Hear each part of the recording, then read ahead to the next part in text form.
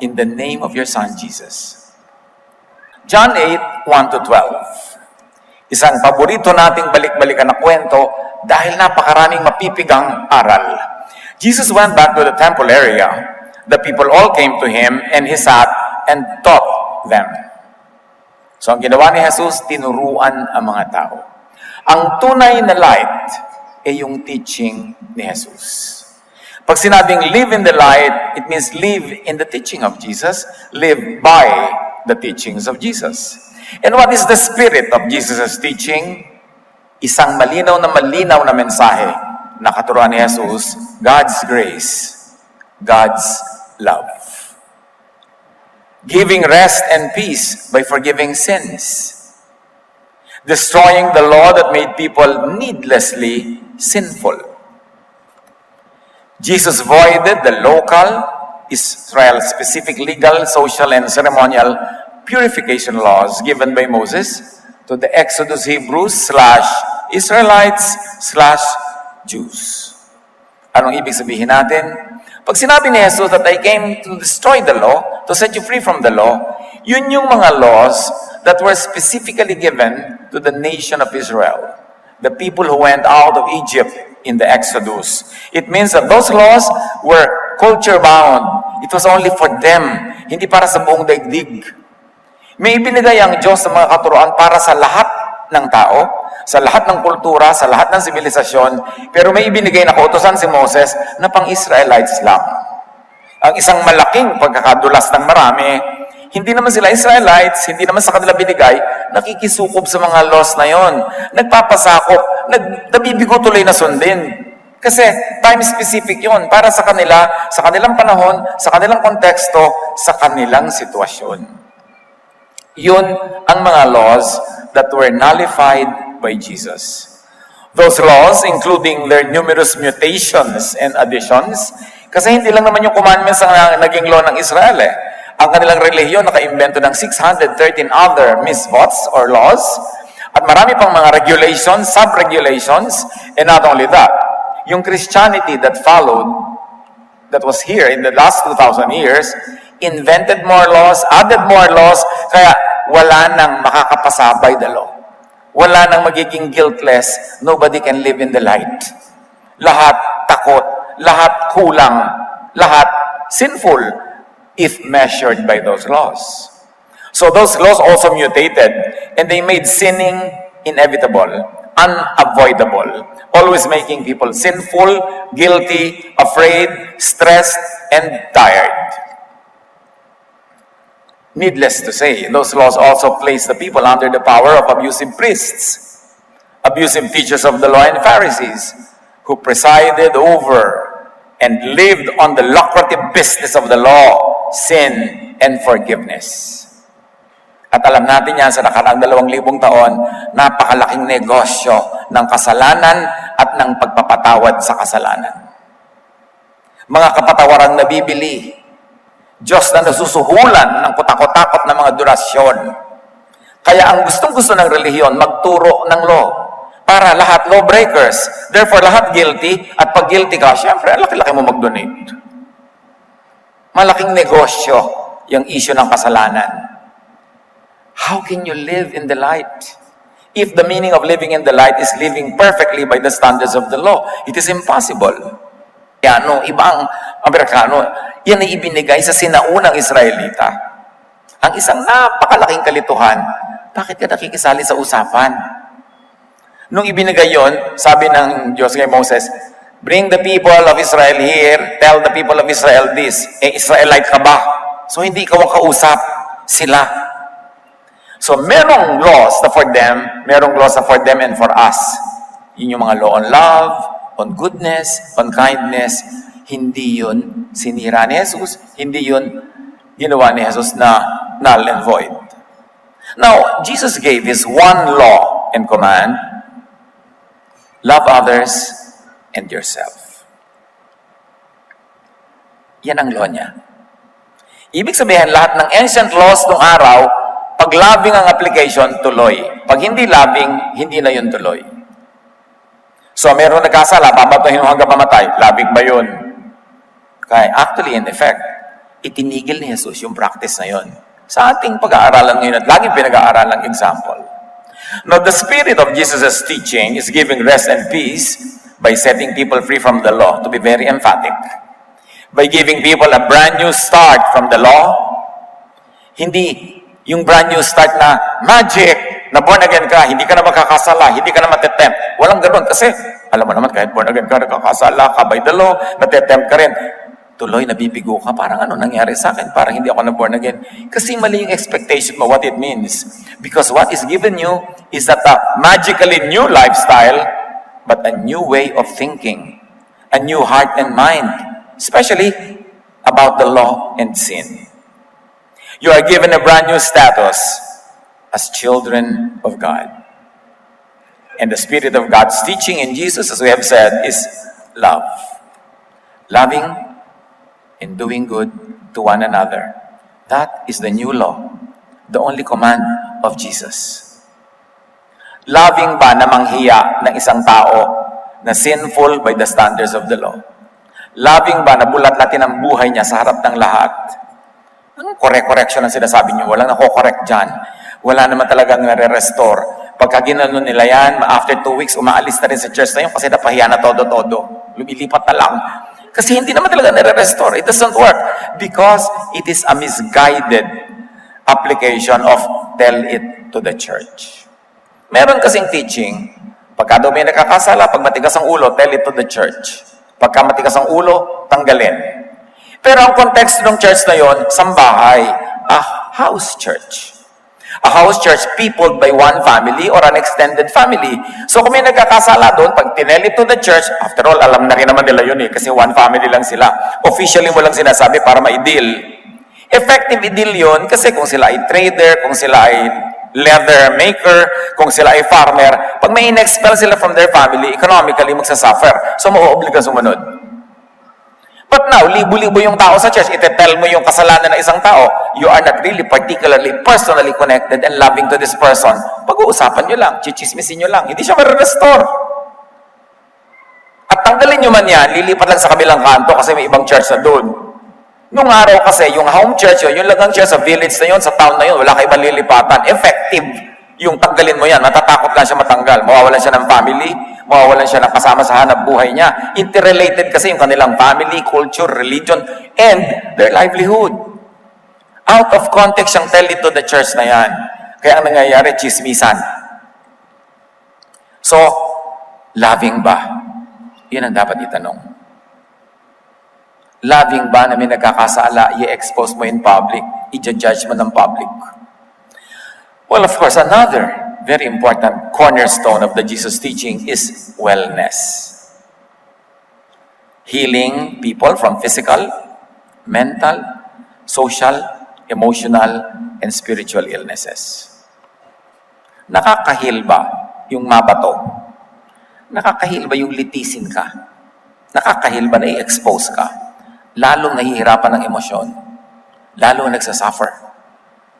And cornerstone of the Jesus teaching is the enjoyment of life. Echoed many times in the Gospels and even foreshadowed in the teachings of Solomon about the enjoyment of life. Pero usually, Pharisaic religion makes you guilty. Pag nag-i-enjoy ka, parang sama-sama ka naman, nag-i-enjoy ako. Tawanan tayo, huwag tayo magtawanan, baka tayo mapagalitan ng Diyos.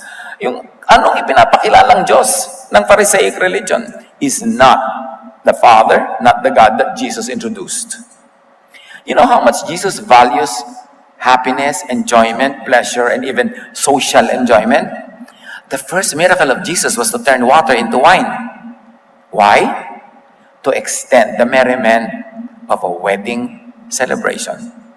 Can you imagine? You think Jesus would have chosen a more profound avenue for his first miracle?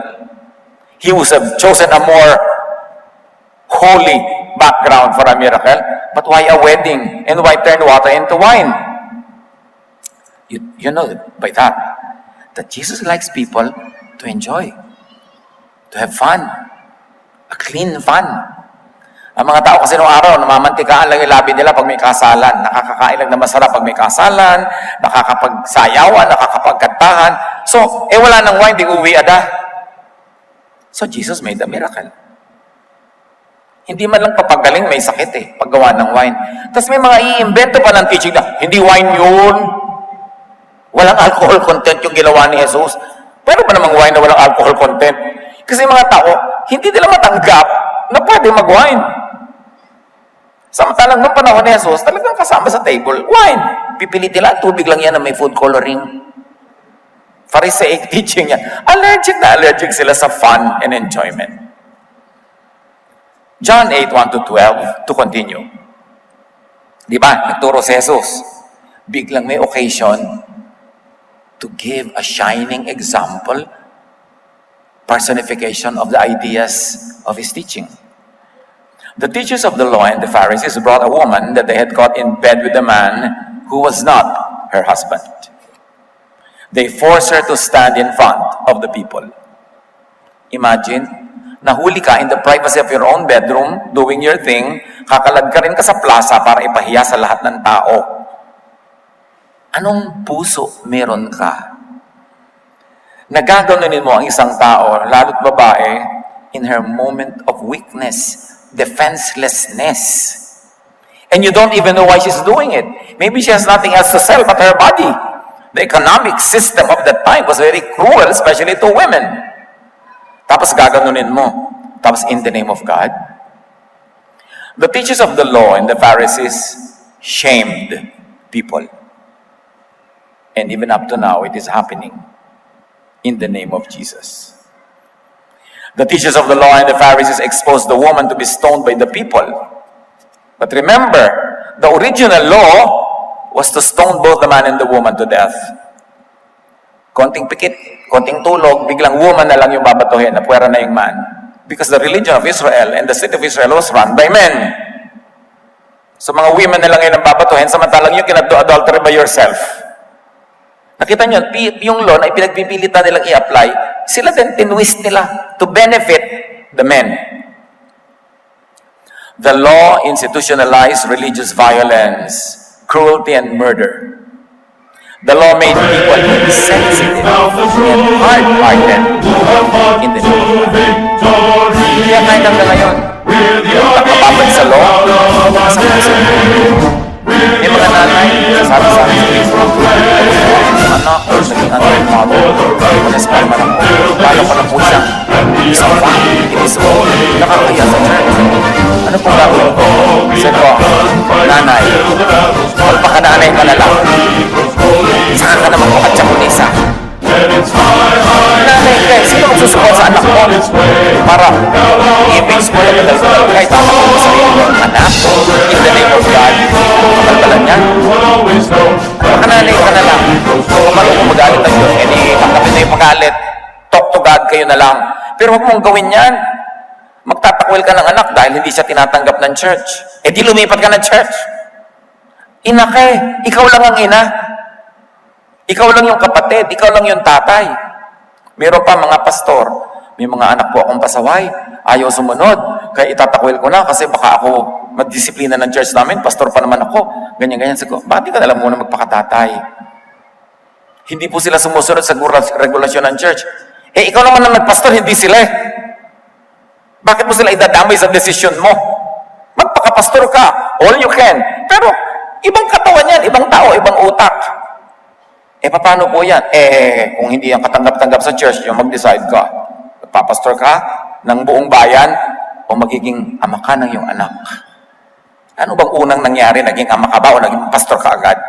Alin ba talaga? So isipin, anong uri ng ama sa langit ang ipinakilala ni Jesus at ano ang ipinakilala ng mga teachers of the law and Pharisees? Laging galit, laging malupit, laging nagpaparusa, nakakatakot. Samantalang sabi ni Jesus, fear not. How can Jesus say fear not kung actually paparusahan ka pala sa bawat bagay na hindi mo masunod under the law? At ang mga ito, religious violence, nangyayari pa rin ito. Law-versed, obsessed Christians become modern-day Pharisees. So, un-Jesus. They become unkind and cruel to sinners, even to just other sect followers and believers, all in the name of God. Bakit dati? Karaniwan ka namang tao, mabait ka naman usually, napasali ka sa isang law and verse obsessed sekta, nakalaban mo na lahat ng kamag-anak, dinibati mo na lahat ng tao, nakaaway mo na lahat, nilayuan mo lahat ng kamag-anak, hindi ka dumadalo ng mga kasalan ng pinsan mo dahil ibang simbahan, ililibing na yung lola mo, ayaw mo pumasok sa simbahan, akala mo kapupunta sa impyerno kung umaten ka ng ritual, lola mo yung nililibing. Anong ginagawa sa puso ng mga tao pag nagiging law-obsessed? Hindi na nakikikamag-anak, hindi nakikipagkapwa, hiwalay ng hiwalay sa lahat. Puri ng puri sa sarili lang nila kongregasyon, pintas ng pintas sa iba. This is not the teaching of Jesus. Especially in the misguided and uncontextual application of tell it to the church, as we have seen. Yung open rebuke is better than secret love, so I will rebuke and rebuke and rebuke you. Meron akong full message on that. I-research na lang kasi mahaba. Yung Jesus came to fulfill the law. Yes, but how? Dapat pag-aralan. Hindi literal fulfillment of the law ang ginawa ni Jesus. Meron pa magsasabi, but God is a God of justice. Yes, God is love, but God is a love of justice. So, ibig mo sabihin, yes, may grace, pero merong law. So, alin talaga? Nakakalito yun. One half law, one half justice, and one half grace put together is one whole nonsense. It will not work. It will only confuse you. Talagang dapat mong isipin, under the law ba ako, under grace? Hindi pa rin, lipat ka dito, lipat ka doon, lipat doon. Because when you are dynamic about it, you will always be confused. And when you are confused, you can never have peace. Sa pagpapatuloy ng kwento, they said to Jesus, Teacher, this woman was caught in the act of adultery. The law of Moses commands us to stone to death any such woman. What do you say we should do? Jesus stood up and said, anyone here who has never sinned should throw the first stone at her. Pay attention, church. The question was, this woman broke the law. The law says we can stone her to death. Heto ang verse, turo ni Moses, ibabato na namin dahil ipinababato. Sabi ni Jesus, no. Hindi nyo ipambabato ang law ni Moses. Bibigyan ko kayo ng ibang bato. That Jesus' teaching on stoning and judging others, do not judge according to the law of Moses, but judge according to your perfect personal obedience to that law. Sabi niya, yung walang kasalanan, ibig sabihin, yung sumusunod ng law, kayo mambato. Kung may babato kayo, hindi verse. Ang daming verses, talagang babato kayo ng babato. Pero ang binibigay ko sa inyong pambato, hindi yung verses ni Moses. Yung grades nyo in obeying all those laws. Kung perfect kayo sa pag-obey, sinless kayo, wala kayong kasalanan by the standards of that law, sige, bato. Bato pa more. May ibabato ka ba? Kung ang pambato mo is your personal holiness, personal perfection in obeying the law. Sabi niya kasi, di ba? Whoever has no sin should throw the first stone. It means whoever has obeyed all the laws and therefore by the standards of the law is sinless, you be the first to stone. Sino ang merong ganong bato? Kahit si Darna, wala. Dig ang bato. Yung bato ng holiness ko, dali ibato natin. Sasabihin ding, Ate Narda, wala kang ganong bato kasi sinner ka rin eh. So, sino ang pwedeng mambato? Wala. Tapos, batuhan ng batuhan. Pag in-internalize natin ang turo ni Jesus na ang pambato mo is your personal holiness, you can't, you won't judge others. When they heard this, they began to leave one by one. The older men first, yung mga pasimuno, and then the others. Jesus was left alone with the woman standing there in front of him. Which is best done with so-called sinners. Leave them alone with Jesus. It's not your business to deal with their sin. Leave them alone with Jesus. Jesus looked up again and said to her, Where did they all go? Did no one judge you guilty? She answered, no one, sir. Then Jesus said, I don't judge you either. Si Jesus qualified, pero hindi nang judge. Tayo pa na hindi qualified. Anong klaseng kapal ng mukha mo para mang-judge ka ng iba? Hindi ka naman qualified. At sabi ni Jesus, you can go now, but don't sin again. John 3:17, why did Jesus not judge? Kahit kaya niya, kahit pwede. For God did not send His Son into the world to condemn the world, but to save the world through Him. And that's what precisely Jesus did. Jesus saved that woman from them, from the law, from being stoned. Because God sent Jesus not to condemn, but to save. Tapos ang ginagawa ng religious ngayon, condemn ng condemn ng condemn. Everyone who believes in Jesus, also in Jesusness, meaning the idea of Jesus, would not be lost, but have eternal life. 1 John 5:12-13, whoever has the Son has life, but whoever does not have the Son does not have life. To go on with the story, John 8:1-12. Later, Jesus talked to the people again. He said, I am the light of the world. Whoever follows me will never live in darkness. It doesn't mean we'll never break the law of Moses. Ito ang malaking pagkakamali ng meaning na i-attach dito. Whoever follows me will not live in darkness. Akala nila, whoever follows Jesus will be morally perfect by the law. Nobody is able to do that. So you know that that's not what it means. It means whoever follows Jesus will never live in darkness under the law. Because the law is death. The law is judgment. The law is death. Whoever lives under that law lives in darkness. Kasi nasabi ni Jesus, if you follow me, you will not live in darkness, you will not live under the law, you will not live in fear under the law, but you will live in the light, in salvation, in peace, at rest. At sabi niya, they will have the light that gives life. Ang totoong nakakaintindi ng teaching ni Jesus, ang binibigay niya sa mga tao, life, not death. Salvation, not judgment. Love, not anger. At sabi pa ni Jesus, and to add, not Moses, not Mosesness, not the law, not judgment. I am the light. I am the life. I am salvation of the world. At sabi pa ni Jesus sa John 5:45, listen church, it's very important. Don't think that I will be the one to stand before the Father and accuse you. Moses, the law, is the one to accuse you. And he is the one you hope. Follow Jesus. Follow love and grace. Do not live in darkness, under the law, under judgment by the law. In other words, don't live in sin zone. Kasi ang maraming churches ngayon, parang sin zone. Pag pumasok ka doon, puro sin ang maatupag mo, puro pagkakasala ka, puro kasalanan ng topic. Pumasok ka sa sin zone. Have and give the light that gives life, not death. 1 John 5:1-8. We heard the true teaching from God. Now we tell it to you.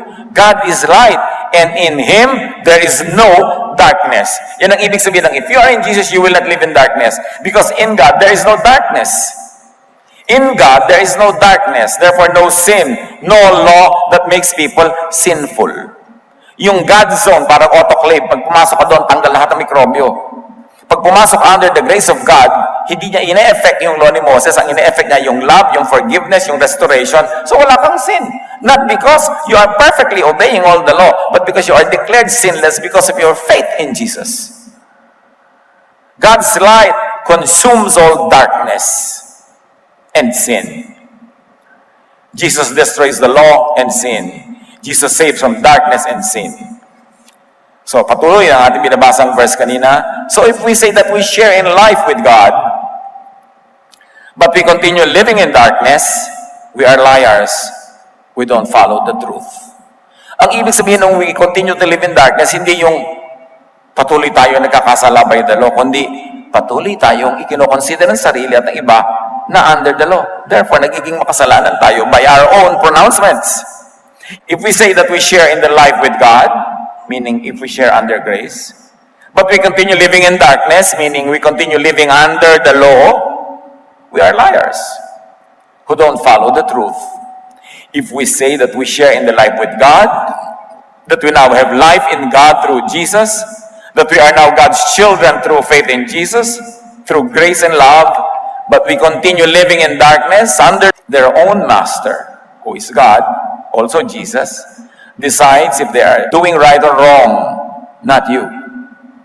And the Lord's servants will be right because the Lord is able to make them right. Kahit sa tingin mo wrong, Lord, wrong siya by the law of Moses. Ako ang nagsasabing right siya kasi ginagawa ko siyang right. Ginagawa ko siyang right because of my love, because of my grace. And it is earned by Jesus through His sacrifice.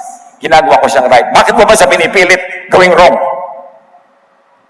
Anong klaseng business yan? Mag-a-attend ka ng church, magiging Bible study ka, teacher, attendee, tapos ang business mo mag-judge ng iba. God is able to make the followers of Jesus right. So stop receiving blows and stones from others. Mga kapatid, huwag na kayo magpakamartir, say no to church bullies. Mga religious bullies na pinapakailaman kayo sa bawat himay-may ng buhay nyo. Stop making them do that to you. Stop allowing them. Jesus died to set you free, even from bullies.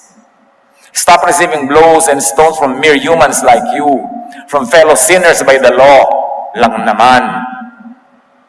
At tandaan mo ito, hindi ka punching bag ng mga manang, hindi ka punching bag ng mga Pharisees, ng mga religious bullies, ng mga banal-banalan, ng mga santa-santahan. No! Huwag mong tanggapin. Refuse it. That is to honor the legacy of Jesus that gives you. Yung iba kasi akala nila, Christian sila, pinapakailaman lahat ng manang, obey ng obey, obey ng obey. Akala nila is the holy thing to do. No, Jesus doesn't want them to judge you. So bakit ka nagpapajudge? Huwag ka naman maging pasaway sa church o makulit at wala kang siga-siga ka dyan. No, ang sinasabi lang natin, huwag kang papi. Huwag kang papi sa mga relihiyoso. Makasalanan din yan. Hindi lang halata. Live in Jesus. Live in the light. Live in freedom. Live in peace. Not in fear. Jesus gave His life to set you free. Huwag mo sayangin. 1 John 4:18, there is no fear in love or in grace in Jesus. But perfect love drives out fear. Fear of punishment by the law. Because fear has to do with punishment. And the one who fears punishment is not made perfect in love, in grace, in Jesusness. Pag takot pa, pag lagi kang takot, napapaluin ka ng Diyos, paparusahan ka ng Diyos, tatakwil ka ng Diyos, at pag nananakot pa, kulang pa sa pag-unawa sa love and grace of God. And in more than 40 years of my full-time ministry, ito ang nakita kong napakalaking kulang sa mga Christians. Hindi naiintindihan si Jesus. Hindi tuloy tinatablo, weary and burdened with religion, with the law, with the issue of sin. And I will give you rest. Hindi kita aakusahan, hindi kita uusigin, hindi kita tatakutin. Take my yoke upon you, that yoke is grace, and learn from me, not from the Pharisees, for I am gentle and humble in heart, they are not, and you will find rest for your souls. Yan ang gusto ni Jesus na ma-enjoy mo, rest.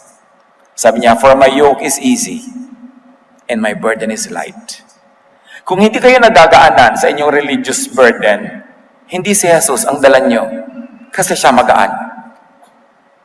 Mag-isip-isip. In Jesus, relax, chill, live at rest. Jesus died to give you that. Huwag sayangin. Salamat, Panginoon, sa kapayapaan na nagmumula sa pagkaunawa kung anong ibig sabihin ng iyong pagmamahal, ng iyong pagliligtas, ng iyong grace, ng iyong love. Turuan niyo kaming ma-appreciate ito. maipamuhay. At huwag kaming dumagdag sa pasanin ng kapwa, pahirap sa kapwa, pampagilty sa kapwa. Make us blessings to others, not curses. Teach us and allow us to bring to them grace and love, not the law, not judgment, not punishment, not fear.